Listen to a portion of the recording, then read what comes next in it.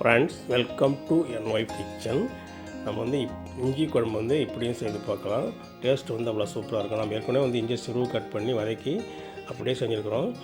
அதை விட வந்து இஞ்சி அந்த மாதிரி முழுசாக போட்டு வதக்கிட்டு அரைச்சி செய்யும்பொழுது இன்னும் டேஸ்ட் வந்து ரொம்ப சூப்பராக இருக்கும். இப்போ இஞ்சியாக கூட ஒரு 2 டீஸ்பூன் துவரம்பருப்பு சேர்த்து இந்த மாதிரி வதக்கிடுங்க. கூடவே ஒரு 4 திரி பூண்டு, மிளகு 1 டீஸ்பூன், ஜீரகம் 1 டீஸ்பூன், தேங்காய் துண்டு வந்து ஒரு 1/2 கப்பு சேர்த்துடுங்க. வதக்கிட்டு வெங்காயத்தை சேர்த்து அதையும் வதக்கிடுங்க. இப்போ நம்ம சிறு நறுக்கி வச்சுருக்கிற தக்காளியை சேர்த்து மறுபடியும் நல்லா வதக்கிட்டு இதை கொஞ்ச நேரம் ஆற விட்டு ஒரு மிக்ஸி ஜாரில் நல்லா நைஸாக அரைச்சி எடுத்து தனியாக வச்சுக்கலாம்.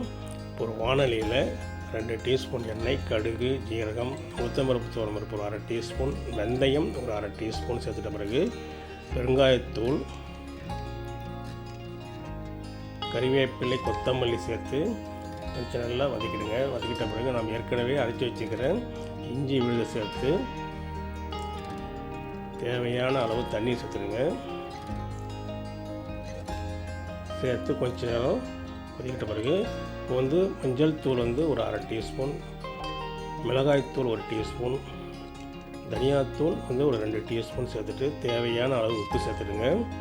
சேர்த்துட்டு நல்லா கலந்து விட்டுட்டு கொஞ்சம் கொதிக்கட்டும்.